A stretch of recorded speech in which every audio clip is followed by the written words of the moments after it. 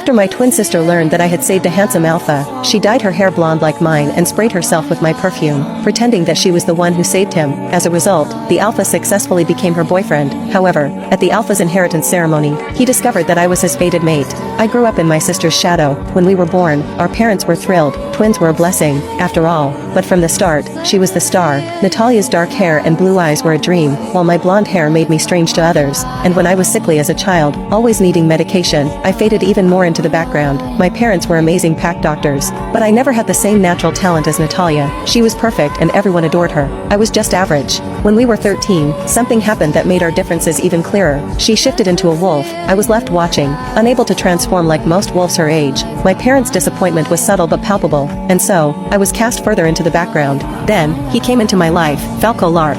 I was walking through the forest one morning when I found him, a rogue, unconscious, and wild. His scent was strange, but there was something about him that made me stay. When his eyes met mine, I could barely breathe. His words, my love, sent a rush through me. I didn't know this man, but in that moment, he saw me. When we took him back to our estate, I couldn't stop thinking about him. The next day, he stood in the training grounds, having joined our pack. As I watched, I hoped, maybe this time, someone would see me. But of course, he didn't. He saw my sister, Natalia. She smiled, and I watched as his eyes lit up in recognition. My love, he whispered, his voice full of relief. I felt my heart shatter. He didn't even glance my way. Just like always, I was invisible, a shadow. 2 years later, things hadn't changed. Natalia was still the shining star, and I stayed the same, plain, ordinary Karina. She took whatever she wanted from me. One evening, she barged into my room, stealing my perfume. I said nothing, as I had learned not to fight it. How do I look? She asked, knowing full well I'd say she looked perfect. I did, of course, and when I mentioned I liked my own dress, she scoffed. It's simple, just like you.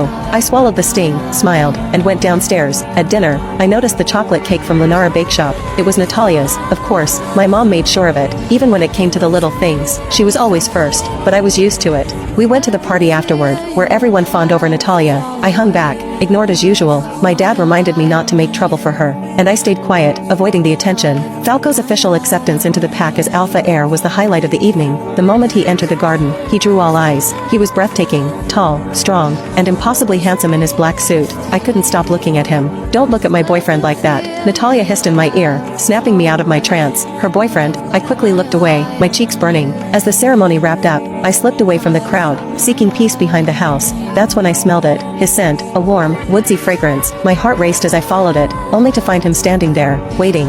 You, he whispered, his confusion clear. His dark eyes were locked on mine. Then, without a word, he crossed the space between us, cupping my face gently. You're my mate, he said, his voice barely audible. Before I could react, he kissed me, softly at first, testing the waters. Then it deepened, and I melted into him.